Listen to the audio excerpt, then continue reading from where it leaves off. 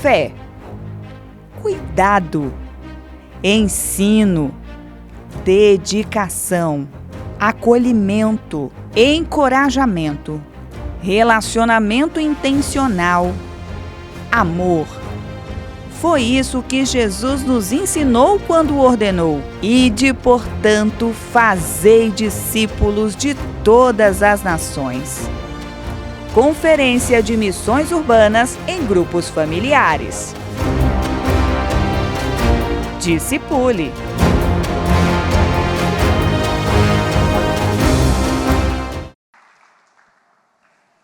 Bom, deixa eu fazer duas conexões aqui antes de entrar no último assunto de hoje.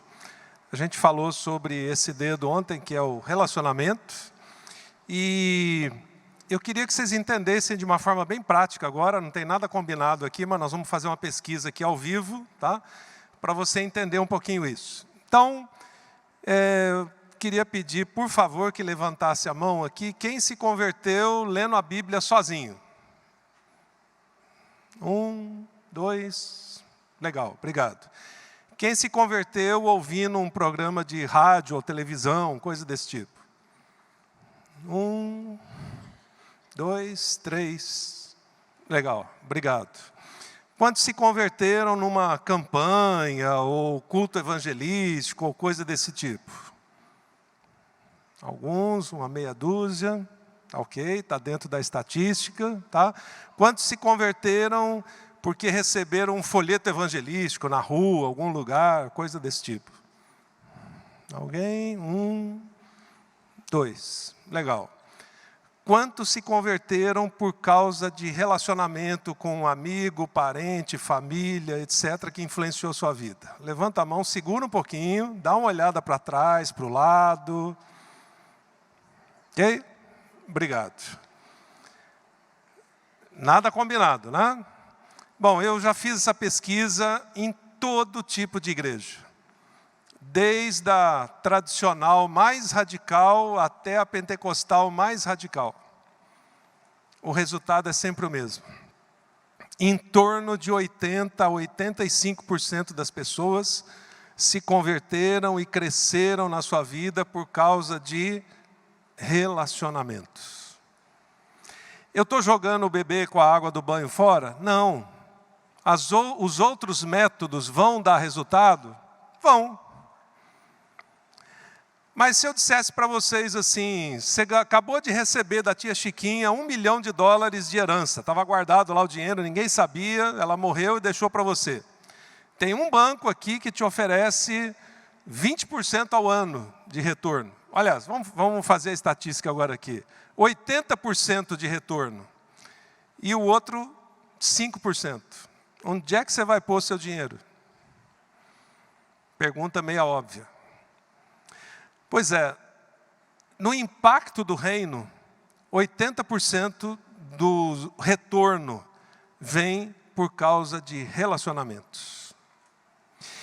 Eu também estou mostrando isso para vocês na prática, porque vocês estão na linha de frente dos relacionamentos, por meio dos pequenos grupos, por meio do discipulado.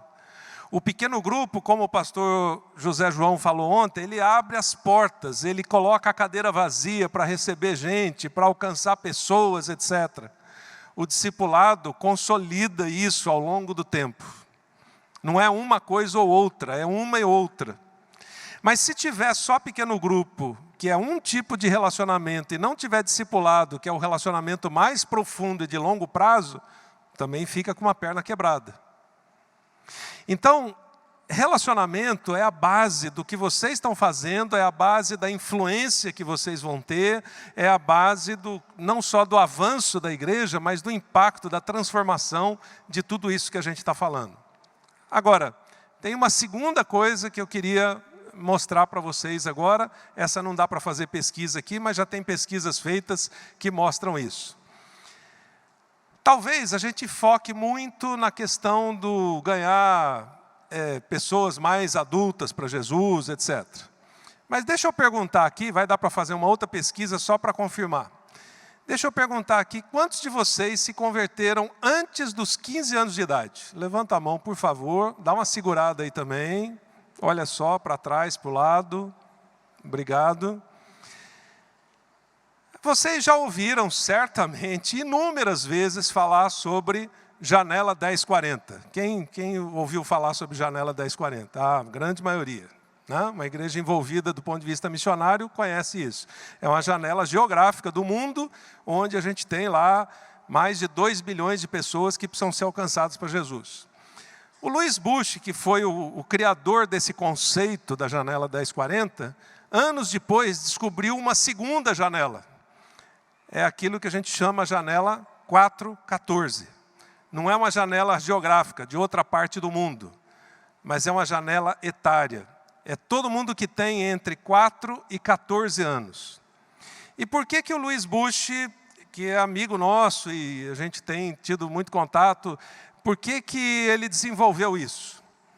Ele descobriu que, na verdade, 70% das conversões normalmente acontecem antes dos 15 anos de idade, até os 14 anos. 60% dos missionários são despertados antes dos 14 anos de idade. 50% dos líderes, não só na igreja, mas no mundo, são despertados antes dos 14 anos de idade. E nós, como igreja, podemos discipular e alcançar essa geração, ou nós podemos perdê-la por entre os dedos. Então, quando a gente está falando de discipulado aqui, eu estou focando mais, obviamente, vocês aqui nesse público mais jovem, adulto, etc. Essa é uma faceta. Por quê? Porque a faceta maior do discipulado está em alcançar e discipular a nova geração. Mas não é nós, como igreja, instituição, que fazemos isso. São os pais, são as famílias. Nós, como igreja, equipamos as famílias, equipamos os pais e discipulamos os pais para que eles discipulem a nova geração. Os ministérios de Kids, Geração Futuro e outros são suporte para isso. Porque são os pais que passam 3.000 horas com as crianças por ano, com os filhos. Eles passam só 70 horas por ano na igreja. Quem é que tem mais chance de influenciar? Quem é que tem mais chance de formar o caráter dessas crianças? Então eu queria levantar essa bola para vocês e para todos aqui que são ou pais ou avós, etc. Eu também queria dar uma tarefa de casa para vocês. Vamos lá.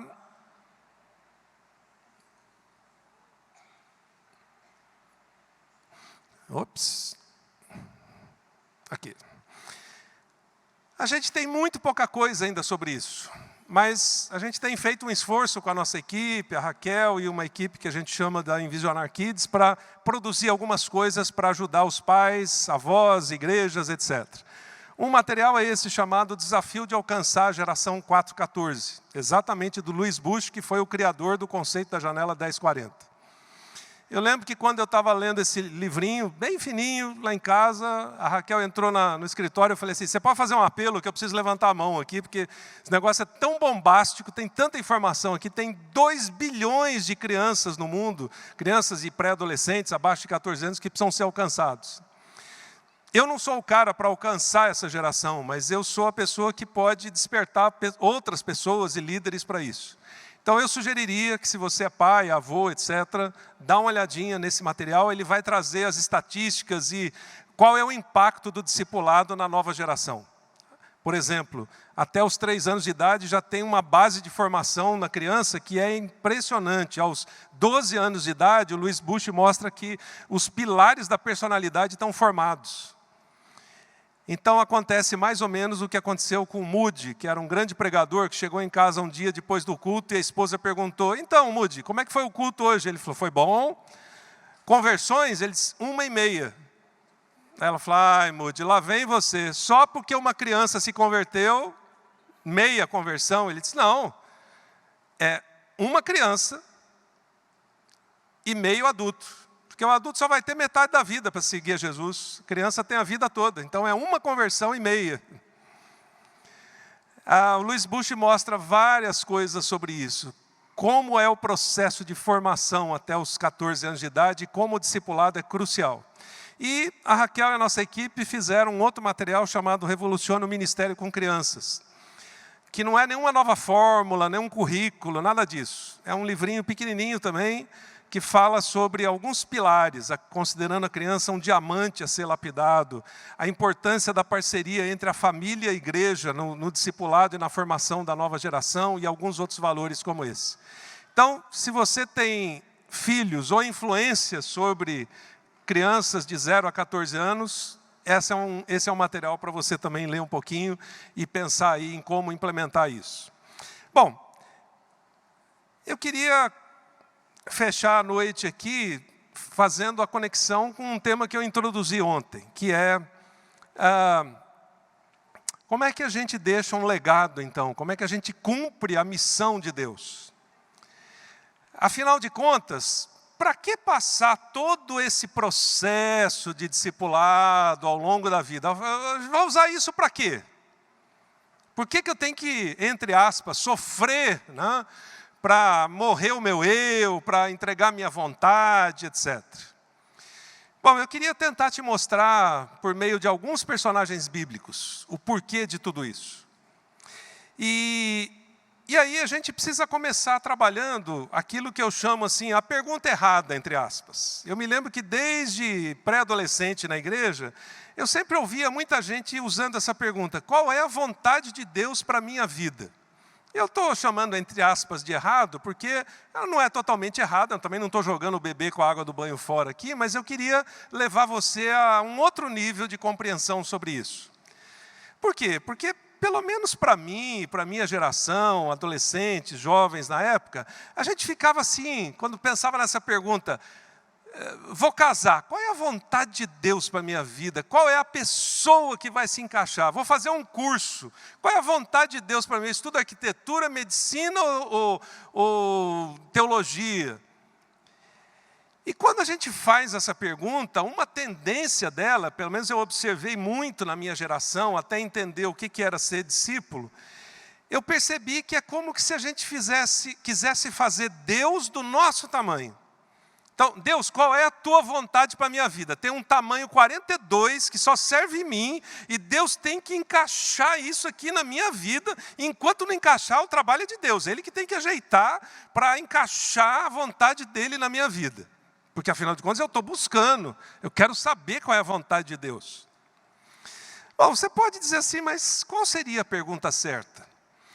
Quando eu comecei a viver essas experiências relacionadas a entender o que era ser um discípulo de Jesus, a entender o tipo de influência que o discipulado vai gerar na vida de outras pessoas, a pergunta mudou. E a pergunta passou a ser: qual é a missão de Deus? E aqui só tem uma resposta: Deus só tem uma missão. Não tem uma missão de Deus para a minha vida, tamanho 42, 44 ou 38. E ao invés de eu dizer: Deus, o Senhor tem que arranjar uma vontade tua para a minha vida, sou eu que tenho que dizer: Senhor, eu quero me juntar ao Senhor naquilo que o Senhor já está fazendo, naquilo que o Senhor já vem fazendo ao longo dos séculos, e eu sou um pedacinho desse negócio. Eu sou a pecinha lá, número 1342 do quebra-cabeça, que se faltar naquele quebra-cabeça de 1845 peças, vai ficar um buraquinho ali no meio. Mas quem é o dono do quebra-cabeça é Deus, não sou eu. Eu sou só a pecinha. E se eu entrar no lugar errado, eu também vou atrapalhar. Então, a partir dessa perspectiva, eu comecei a refletir um pouquinho, junto com outras pessoas, sobre qual é a missão. Bom, se a gente volta lá para o início, pensando em Abraão, por exemplo, Deus diz para Abraão, Gênesis 12, a minha missão é usar você para abençoar as nações. Eu estou criando um povo meu, escolhido. Eu te chamei, eu vou usar você para ser base desse povo, para ser bênção para as nações. Que é basicamente o que Jesus fala: façam discípulos de todas as nações, ou seja, abençoem as nações por meio do caráter de Deus, da pessoalidade de Deus, daquilo que Deus é, da soberania dele e assim por diante. Dr. Shedd dizia que a missão de Deus foi, então, depois de vários personagens e etapas, foi centralizada em Jesus. E é por isso que a gente tem que se tornar discípulo de Jesus. Mais parecido com Jesus possível, porque quanto mais parecido eu me torno com Jesus, mais parecido eu estou da missão de Deus e mais eu me junto a Deus, a missão dele.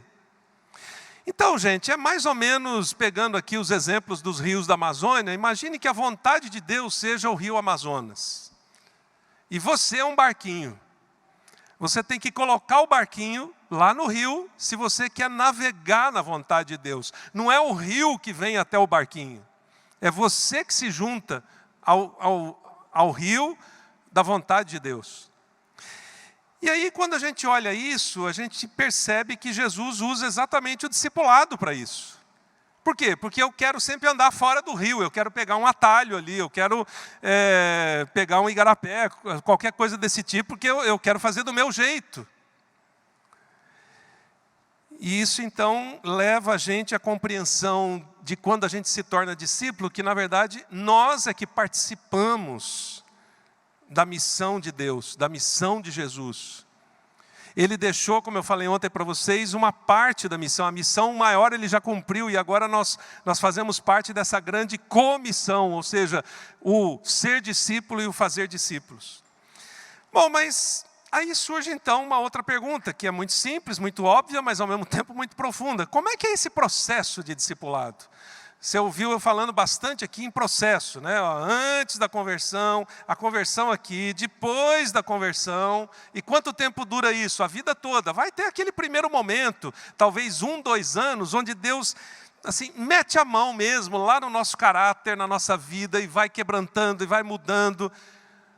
Mas pode ser que demore 15 anos, como eu acabei de contar agora há pouco, uma parte da história que eu sou mais cabeção, eu sou mais duro e Deus tem que colocar mais energia para trabalhar em mim, me lapidar. Não foi diferente com os discípulos, não foi diferente com Paulo, não foi diferente com homens e mulheres ao longo da história, que demoraram anos para entender aquilo.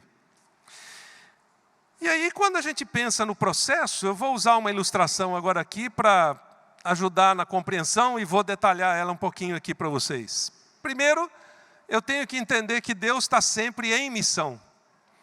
Ele vem trabalhando ao longo da história, ao longo dos séculos, desde a criação do mundo e antes da criação do mundo, Deus está sempre em missão. E nós, como personagens disso, segundo Henry Blackaby, que construiu esse conceito, ele diz, olha, eu começo a entender a missão de Deus e como eu me junto a ela quando eu começo um relacionamento de amor com Ele. Não é um relacionamento interesseiro. Ao invés de perguntar, Senhor, qual é a tua vontade para a minha vida, tamanho 42, eu pergunto, Deus, como é que eu me junto ao Senhor? O Senhor já vem agindo, mas como é que eu me junto? Eu lembro que eu estudei com uma menina que chamava Ana Alzira, ela foi missionária depois, muitos anos em Angola, no interior da África, e desde a faculdade a Ana Alzira usava a seguinte expressão. Ela dizia, Deus, se o Senhor for fazer alguma coisa, eu quero estar no olho do furacão. Não quero estar ali do lado, nem na arquibancada, eu quero estar no olho do furacão, que é lá que as coisas acontecem. E eu me lembro que desde que eu ouvi a Ana Alzira falar isso pela primeira vez, eu fiz a mesma oração. Eu falei, Deus, é lá que eu quero estar. Não é porque eu quero simplesmente emoção, mas é porque eu quero estar onde o Senhor está agindo, onde o Senhor está cumprindo a tua missão. E não onde eu vou tentar criar uma missão minha e justificar dizendo que é tua para mim, para parecer que eu sou importante.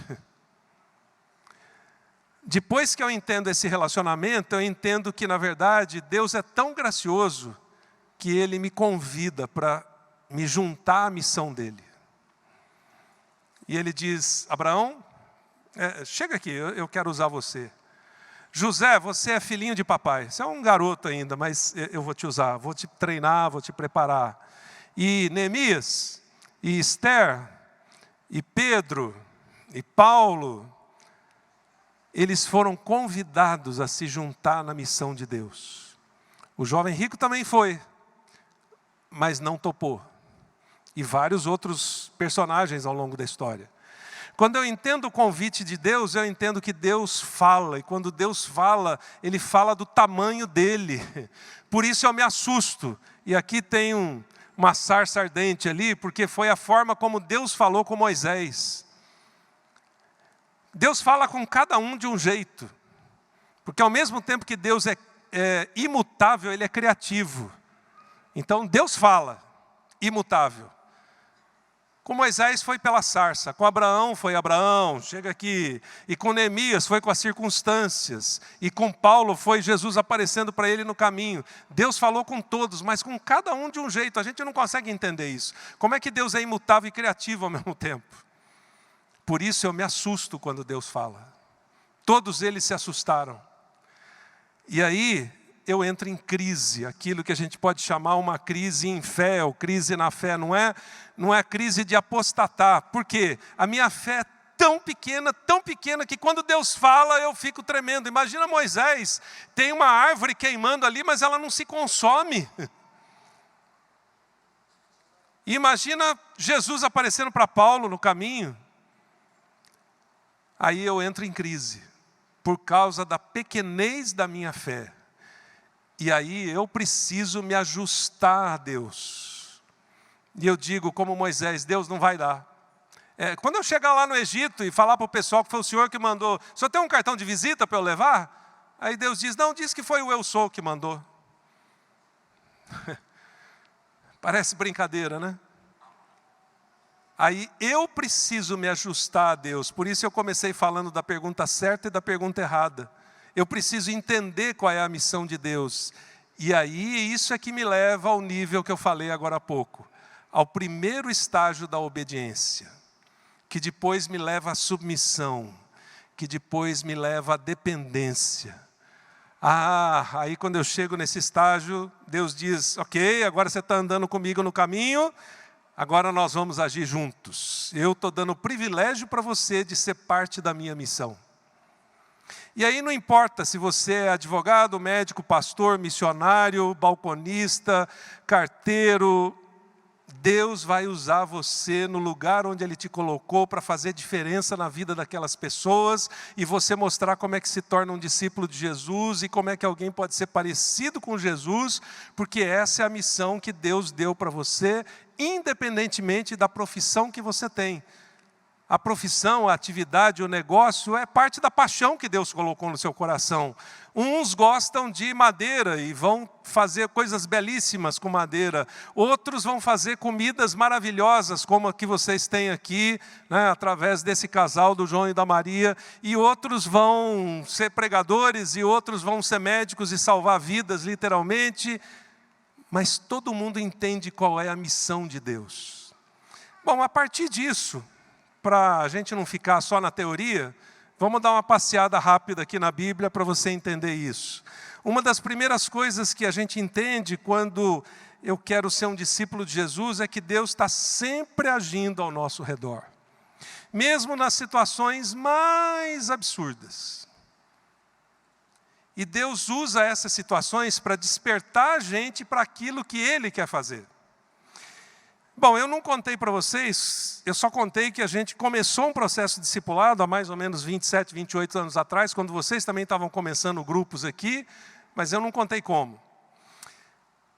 Aconteceram duas coisas. Primeiro, fazia pouco tempo, menos de um ano, que a gente tinha mudado para Vitória, estava numa igreja centenária, tudo estruturado, bonitinho, papapá.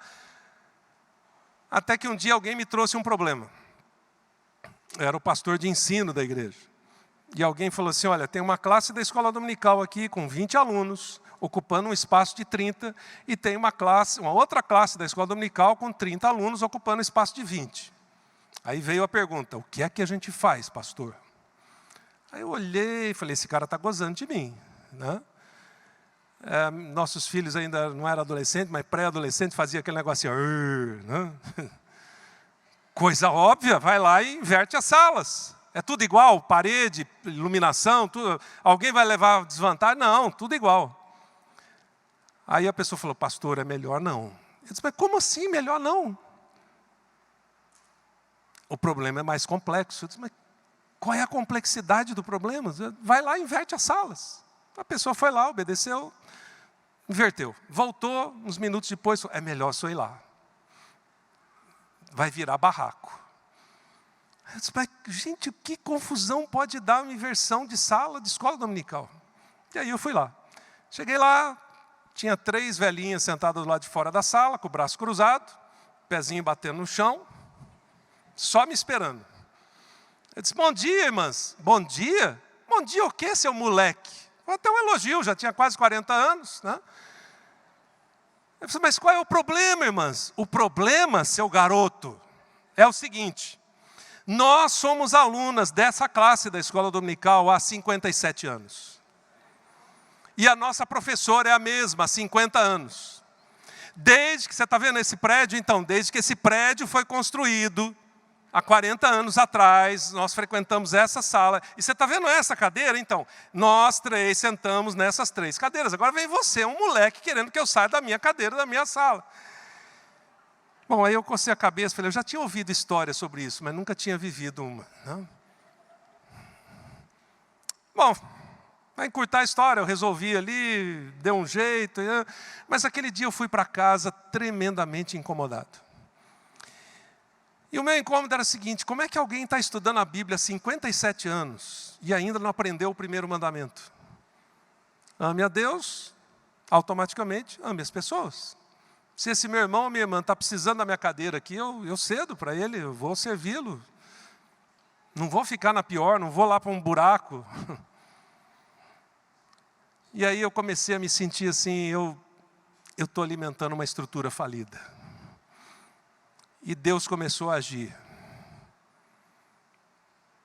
O Andy Stanley diz que uma visão começa com um incômodo. Deus começou a incomodar meu coração, o coração da Raquel, de outras pessoas na igreja. Algumas semanas depois aconteceu uma outra coisa lá em casa que eu quero conectar com a primeira coisa que eu falei sobre a nova geração. Nossos filhos tinham 8 e 9 anos e um dia nossa filha levantou e falou, pai, hoje eu não vou na igreja não, tá? Eu e o Danilo não vamos na igreja. Falei, bom, primeiro vocês vão porque vocês não têm idade para decidir. Segundo, vocês têm que ir porque o seu pai é um dos pastores da igreja. Terceiro, vocês têm que ir porque a sua mãe é a líder do Kids na igreja. E quarto, vocês têm que ir porque eu sou o pastor de ensino da igreja. Não, mas é chato, tal, é toda repetição e não sei o quê. Bom, eles foram para a igreja, mas eu e a Raquel ficamos profundamente incomodados. Aquilo que a gente faz não afeta nem os nossos filhos. Então eu estou me tornando o sacerdote aqui, o religioso, que nem na sua casa o negócio está funcionando. Bom, Deus começou a agir por meio disso. E dali nós começamos todo o processo que anos depois veio a ser o processo discipulado na igreja, etc. Bom, não é diferente do que Deus fez agindo na Bíblia por meio de Moisés. O que aconteceu? Moisés não tinha nem noção de que Deus estava agindo, mas Deus estava agindo. E se você olha o texto de Gênesis 2, né, e toda a sequência ali, você percebe que nem sempre a gente vê o que Deus está fazendo. Deus já está agindo nos bastidores antes de você entender. Por que começou o discipulado há 28 anos atrás lá na nossa igreja? Porque Deus estava agindo, não é porque o Josué chegou lá, gente, agora eu tenho uma grande ideia. Não, Deus já estava agindo. Deus está agindo na sua célula, ao seu redor. E uma das primeiras coisas que eu aprendi no processo discipulado é entender, a enxergar como Deus está agindo, o que Ele está fazendo. Faça sempre essa pergunta, o que Deus está fazendo ao nosso redor? Por que Deus estava agindo na época de Moisés? Porque quando Deus começou a incomodar Moisés, Deus estava simplesmente respondendo a pergunta do povo que estava no Egito como escravo. Deus falou, eu ouvi a oração de vocês, deixa comigo, aguenta a mão um pouquinho. Ô Moisés, é o seguinte, eu preciso de você aqui para se juntar à minha vontade, à minha missão e resgatar esse povo que é meu, e nós vamos levar esse povo para tal lugar, e eu vou continuar executando a minha missão por meio do povo e por meio de você, que vai ser o intermediário nesse negócio. Bom, Deus preparou Moisés, chamou Moisés, Deus usou Moisés para libertar o povo. Mas a questão aqui é, o que Deus quer fazer por meio de você? Você vai ser resposta à oração de quem? Será que tem alguém orando e pedindo alguma coisa que Deus vai chegar para vocês e dizer, aquele pequeno grupo ali que estava tirando foto ontem, é vocês, eu quero que vocês se juntem a mim, porque na região onde vocês estão, tem um pessoal orando lá, já há 5 anos ou 10 anos, e eu vou usar vocês para fazer diferença na vida deles. Deus está sempre agindo ao nosso redor. E essa é uma das primeiras lições, depois da morte do eu, que eu entendo como ser discípulo de Jesus e como ser parecido com Jesus. O que Jesus fez? Ele simplesmente cumpriu a missão de Deus, vindo à terra. Bom, mas você lembra que eu falei, Deus busca um relacionamento de amor. Pois é, Ele busca esse relacionamento de amor real e pessoal. Ele não falou assim, deixa eu ver, aqui Moisés, na região que você está morando, algum voluntário pode me ajudar? Eu preciso tirar o povo do Egito, alguém se dispõe? Convite pessoal, Moisés, é você. Porque Deus não chama voluntários, Deus escolhe pessoas, é nominal. Aliás, Ele já te criou pensando, eu vou usar essa pessoa para cumprir tal missão no mundo. Essa pessoa vai se juntar a mim. E aí, quando eu entendo isso, eu entendo, por exemplo, o que Deus fez com Abraão, quando chamou Abraão, sai da tua terra, da tua parentela, etc. Gênesis 12, de 1 a 8. E o que aconteceu? Deus falou com ele. Deus buscou um relacionamento pessoal e de amor com Abraão. Deus deu uma promessa para Abraão, eu vou te abençoar, você vai ser abençoado, você vai ser usado para abençoar as nações. Deus precisou trabalhar mais ou menos uns 25 anos na vida de Abraão para tratar o seu caráter. Por quê? Tremendo mentiroso. Abraão sai de casa com Sara, põe tudo lá na Cherokee ou na Land Rover, tal, pega a estrada, para ali no primeiro McDonald's para fazer um lanche, uns caras olham e falam, uau, Sara! Sua esposa? Não. Imagina, você está embarcando aqui em Manaus, no aeroporto, para ir lá para Guarulhos, pegar um voo internacional, ou aqui mesmo, aí você está passando com a sua esposa. Você passa, sua esposa passa atrás, a Polícia Federal pergunta, sua esposa? Não. Nem conheço, na verdade. Abraão. 25 anos de lapidação para ser usado. Depois ele faz isso uma segunda vez. E percebam como isso passa para gerações, porque o filho dele faz a mesma coisa depois de casado. Você está entendendo o que é discipulado? Como é que é a transfusão de vida? Deus deu um filho da promessa para ele depois de 25 anos de tratamento. E ainda assim teve uns estragos. Mas imagina se tivesse dado antes. O estrago desse pai na vida desse filho. Então a pergunta aqui é, de que forma Deus tem falado com você?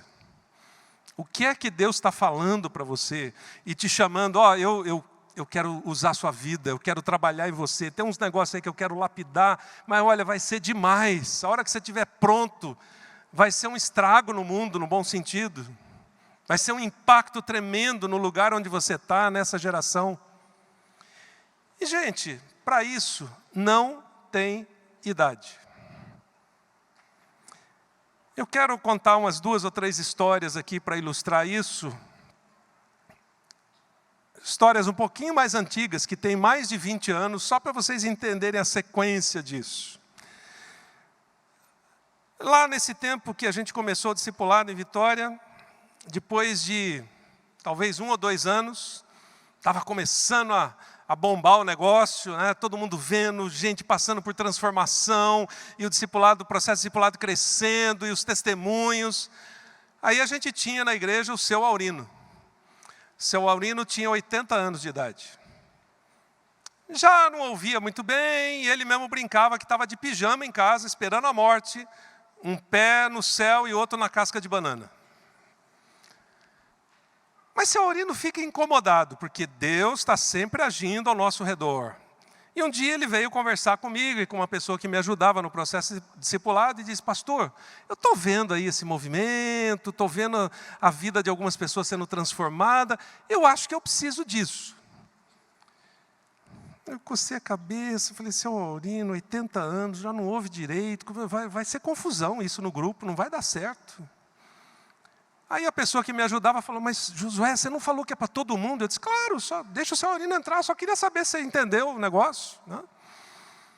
O seu Aurino entrou no processo de discipulado. Meses depois ele chega para mim, tinha um lugar aqui como estacionamento, assim, uma praça na igreja, ele segurou no meu braço, ele estava com 80 anos, eu com 40, se ele não tivesse segurando no meu braço, acho que era eu que tinha caído para trás com o que ele falou, e ele virou para mim e falou assim: pastor, esse negócio de discipulado é muito bom. Mas por que vocês, pastores e líderes, não ensinaram a gente antes? Eu estou há 55 anos na igreja, eu perdi minha vida. Perdi minha vida. Se eu tivesse sabido disso há 55 anos atrás, minha vida teria sido outra. E eu já estava assim ali balançando, né? Com a culpa de todos os pastores que não ensinaram o seu Aurino. Mas aí, antes de eu reagir, antes de eu falar qualquer coisa, ele virou e falou assim: mas pastor, não se preocupa. Eu já pedi mais 20 anos de vida para Deus para poder viver tudo isso. Aí que eu cocei a cabeça 2 vezes. E ele começou imediatamente a falar o que ele já estava fazendo. Ele disse: eu sempre tive o sonho de tocar violino. Mas eu não sei se Deus vai dar os 20 anos, o curso de violino são 10, né? Então eu resolvi estudar canto, que é 1 ano só, e aí eu já estou cantando lá no coro da Universidade Federal.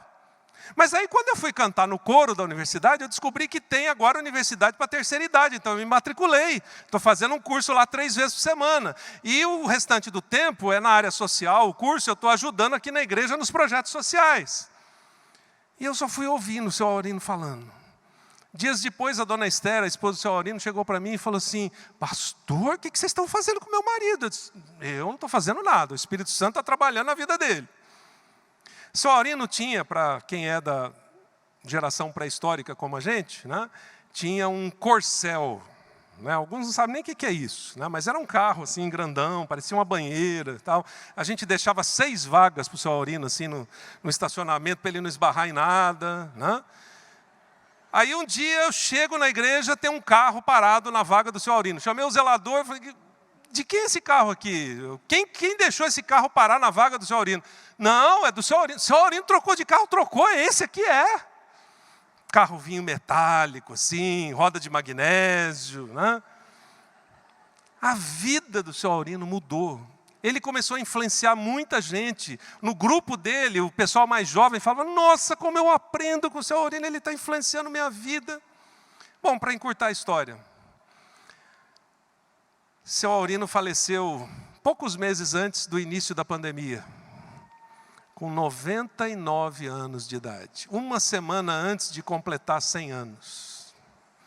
Ele pôde viver intensamente tudo que ele tinha aprendido e que ele tinha dito que tinha perdido nos 55 anos anteriores. Tudo por quê? Porque ele entendeu o relacionamento de amor pessoal com Deus, em qualquer tempo da vida. Mas além de Deus agir, Deus convida. Deus convidou Davi, praticamente um adolescente.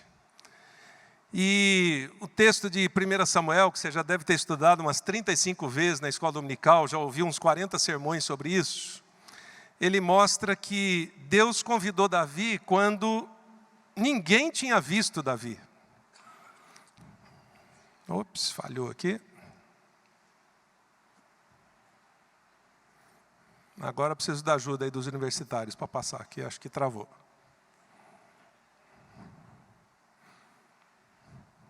Acabou a pilha? Não. Ah, agora foi. Isso. Deus convidou Davi quando ninguém tinha visto Davi. O pai dele apresenta todos os irmãos para o profeta.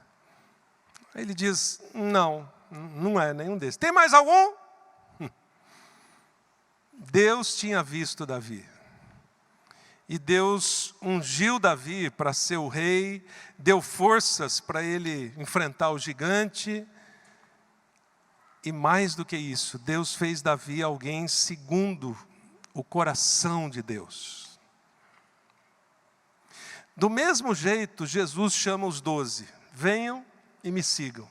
Não foi assim, gente, estou precisando uns 12 voluntários, mais ou menos, para compor uma nova equipe que vai revolucionar o mundo. Pedro, Tiago, João, Tomé, eu? Não é ele não, aqui atrás? Não, você, Tomé.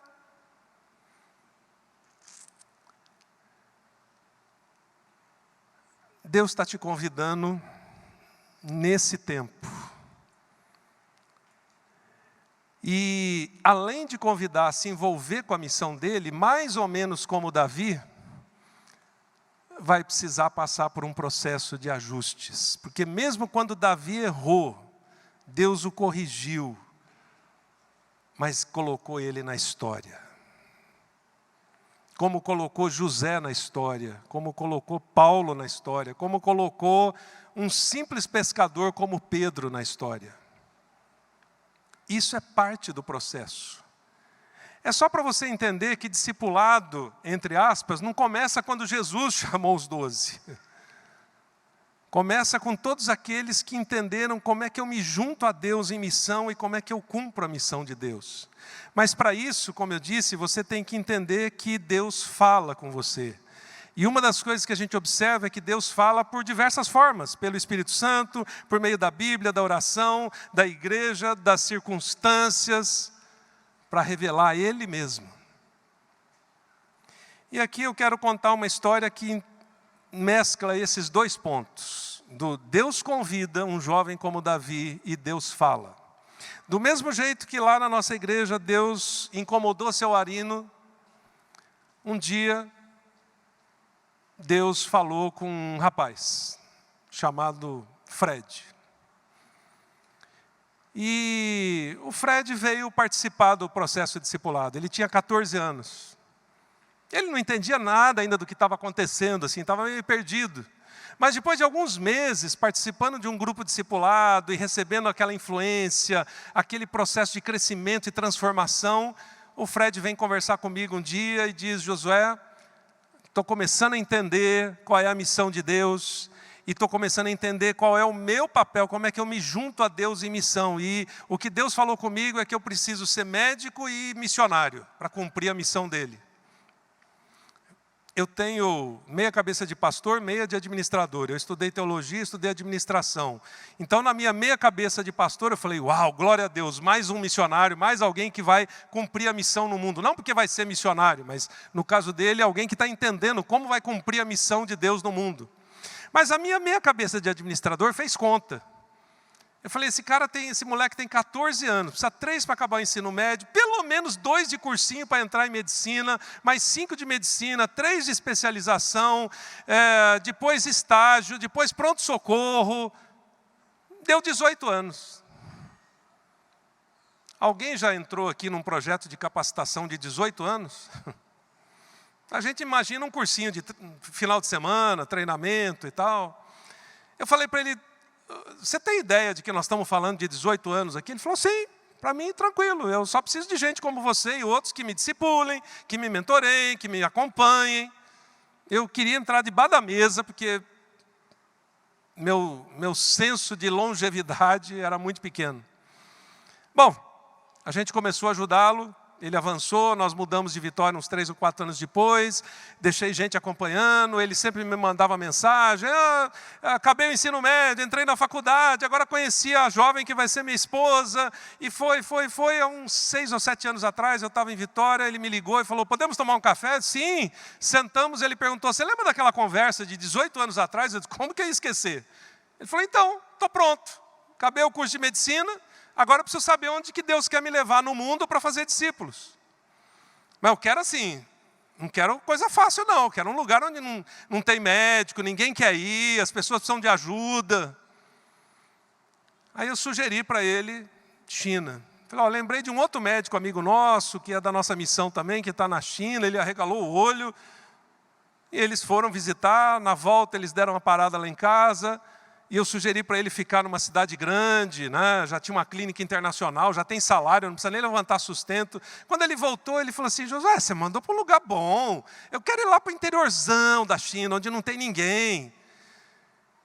Acho que vocês já ouviram falar de Hudson Taylor, né? Eu olhei aquele dia e falei assim, eu estou na frente do próximo Hudson Taylor. E a coisa de uns 5 ou 6 anos atrás, eu estava lá no aeroporto em Guarulhos, me despedindo deles, indo para a China. Eles voltaram um pouquinho durante a pandemia, esse ano estão voltando para lá. Para dedicar quantos anos? O resto da vida. É lá que ele vai cumprir a missão de Deus. Sendo médico, fazendo discípulos. Por quê? Porque ele ouviu Deus. Mais ou menos como Pedro. Deus falou com Pedro de diversas formas, desde o chamado até lá na frente o Pedro cabeção que disse, igreja só para o clube do Bolinha, só para judeu. Aí na visão de Jope, Deus fala com Pedro que tipo de igreja ele queria. Deus usou Pedro para falar com gentios e judeus. Deus usou Pedro na conversão de milhares de pessoas. E talvez Pedro, num primeiro momento, tenha até questionado, quando a visão do lençol lá com os animais imundos de Atos 10, o que Pedro diz? Não, Senhor, eu não. O Senhor acho que estava meio equivocado no dia que o Senhor criou esses animais imundos, porque o meu nível de santidade é bem maior do que o seu. Pedro, né? Aí Deus diz, não Pedro, você vai lá e fala com eles. A igreja vai ter judeu, gentil, russo, chinês, brasileiro. Brasileiro não, Senhor. Aquele povo fala muito alto, conta piada, dá risada. Pedro, a igreja não vai ser do seu jeito, vai ser do meu. Percebe? Ajustes. E a pergunta aqui então é, de que forma Deus tem falado com você? Qual é a missão que Deus quer executar por meio de você, que talvez você ainda está cabeção aí, ou cabeçona, dizendo, não, eu não. Moisés falou isso, Pedro falou isso, e vários outros falaram isso. Bom, mas se a gente passa dessa fase, aí a gente entende o convite de Deus para trabalhar com Ele, que leva a nossa vida a uma crise. Foi a crise de Pedro, foi a crise de Moisés, foi a crise de Neemias, vários dias chorando, jejuando, os muros caíram, as portas foram queimadas, e agora o que a gente vai fazer? Mas é essa crise que leva a gente para a próxima etapa. Mais ou menos como a crise que Paulo viveu.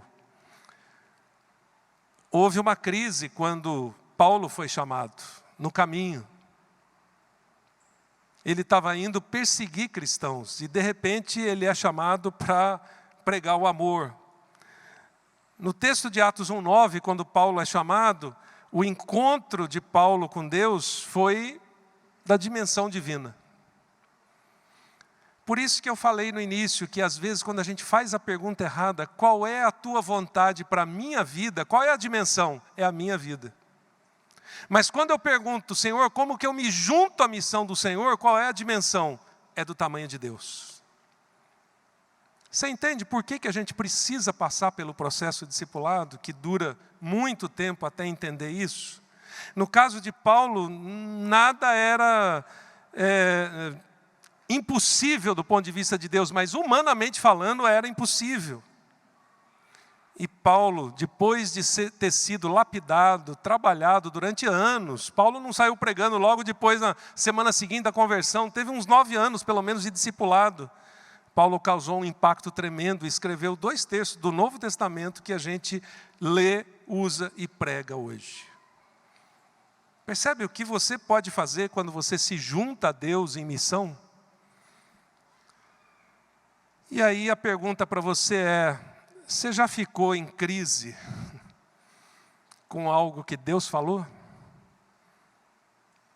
Se não ficou ainda, precisa ficar. Porque enquanto você não ficar em crise, a dimensão é do seu tamanho. Eu me lembro que numa das nossas mudanças de ministério,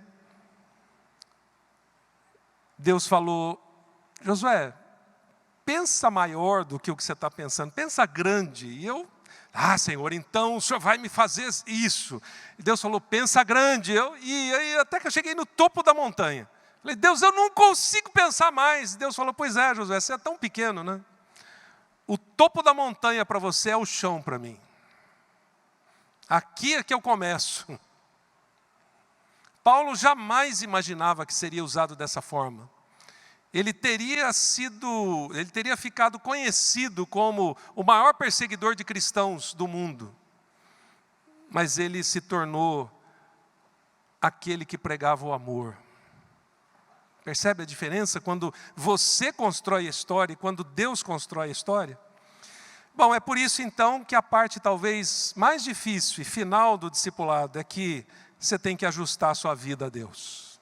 Todos eles tiveram que ajustar a vida a Deus. João, por exemplo, o texto de Marcos 10 mostra isso, eu já mencionei aqui. João era o cara que queria jogar fogo lá na cidade. Ao mesmo tempo, ele queria sentar, né, do lado do trono. Senhor, tem uma boquinha aí para mim?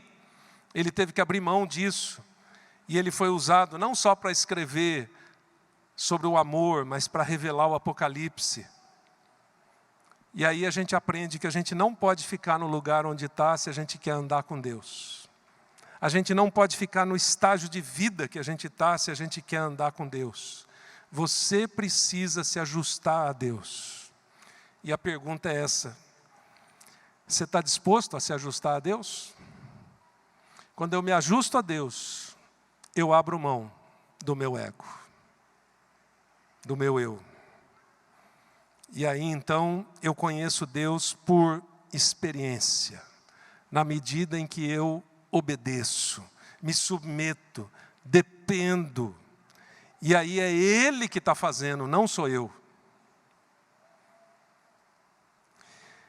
Quando eu entendo isso, eu entendo o que o próprio Jesus teve que fazer antes de vir fazer discípulos. O texto de Filipenses 2 mostra que Jesus obedeceu o Pai para nos salvar. Ele abriu mão do trono. Ele esvaziou-se a si mesmo.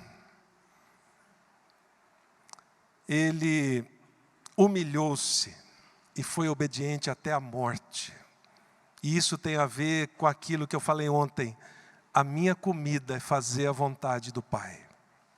Jesus podia ter vindo à terra e chegado aqui e dito: minha gente, cheguei. Dá licença aí, imperador. Agora chegou quem manda. Mas ele chegou como servo sofredor. Porque isso era parte da sua missão. E isso fez com que ele cumprisse a missão. E isso faz com que a gente tenha que se perguntar: como é que eu tenho obedecido a Deus para cumprir a missão? Não dá para fazer o que eu quero e obedecer a Deus e cumprir a missão. Eu tenho que abrir mão do que eu quero para ser usado por Deus no mundo para cumprir a missão de Deus. Então, minha gente, para fechar, eu queria dizer que quando você acredita que nada significativo pode acontecer por meio da sua vida, isso diz mais a respeito do que você acredita de Deus do que de você mesmo. E esse é o primeiro ajuste. Se você se sente fraco, limitado, Deus vai me usar? Pois é, você é o melhor material por meio do qual Deus pode agir. Esses personagens todos que eu mencionei, desde Abraão, eram fracos, limitados, gente comum. Então parece que tem esperança para a gente. Quem eram eles? Moisés, pastor de ovelhas.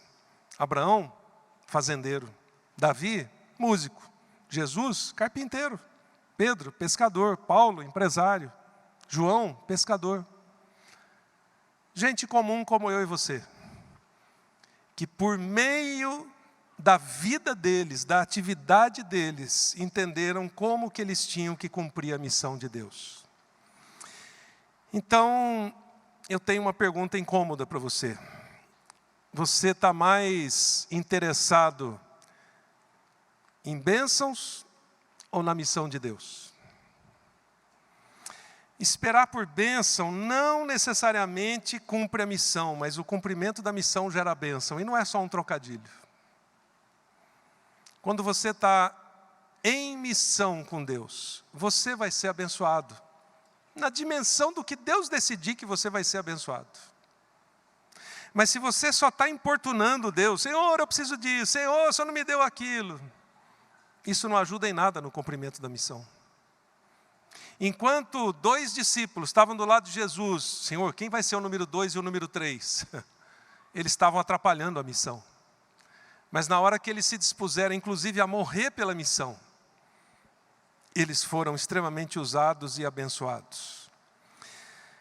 E aí eu queria encerrar com a história da Beth. A Beth é professora e discipuladora. A Beth morava em Vitória, na nossa época também, e um dia ela ganhou uma bolsa de estudos e foi para a Espanha.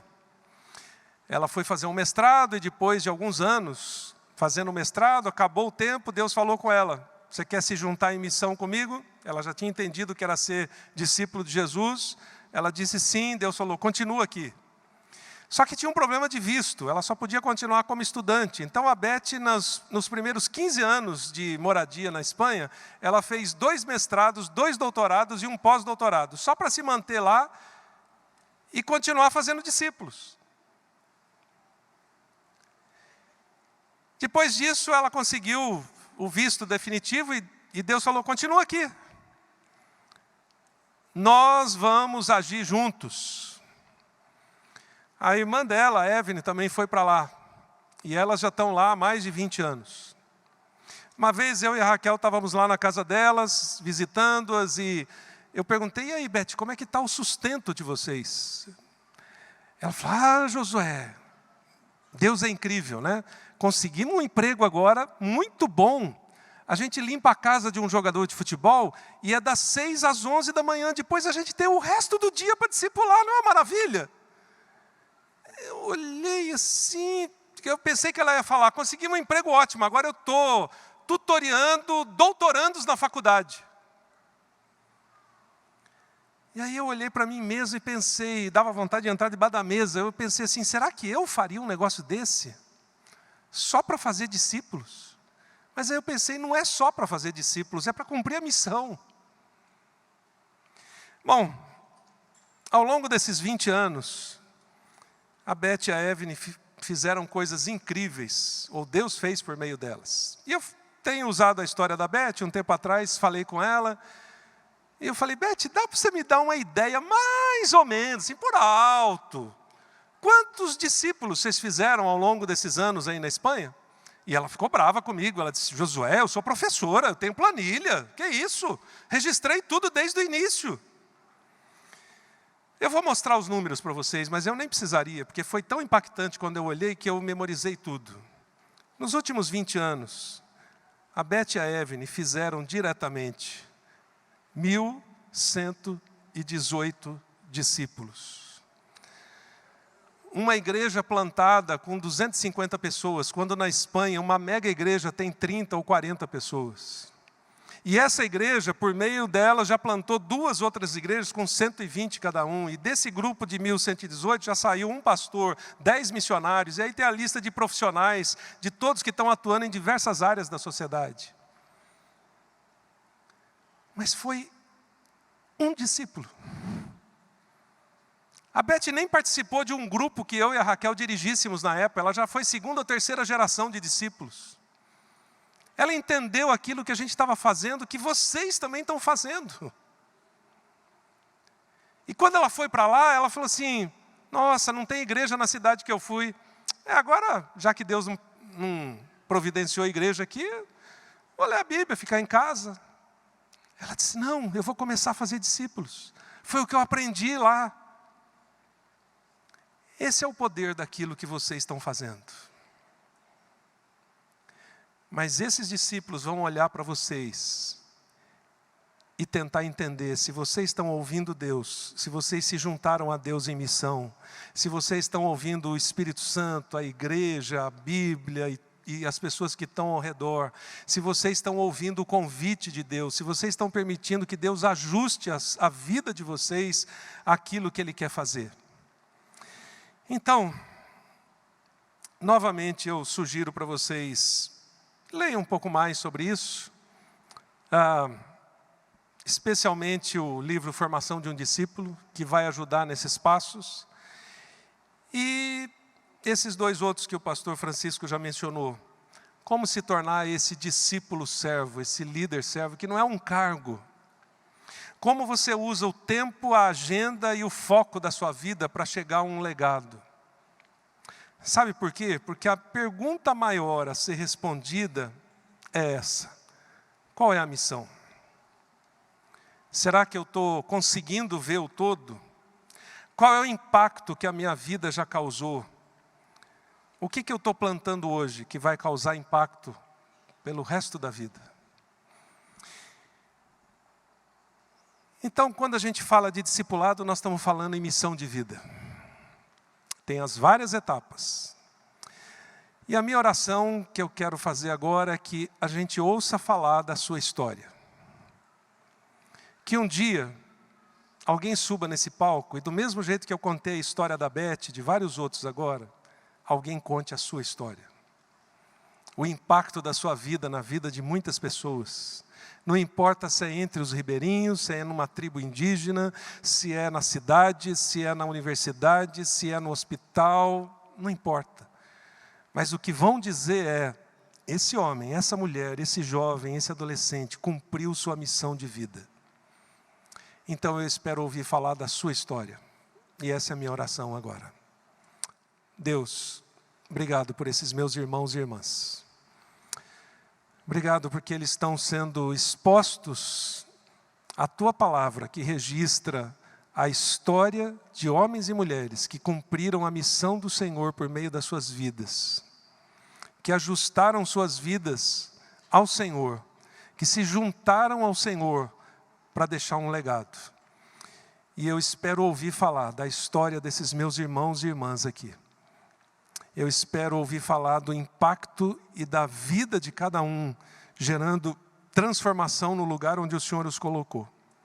Que os melhores dias estejam por vir para cada um deles. Essa é a minha oração, o desejo do meu coração. E é por isso que nós oramos, em nome de Jesus. Amém.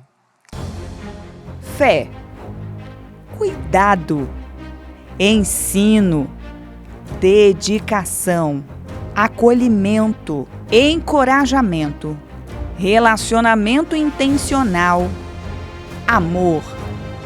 Foi isso que Jesus nos ensinou quando ordenou: ide, portanto, fazei discípulos de todas as nações. Conferência de Missões Urbanas em Grupos Familiares. Discipule.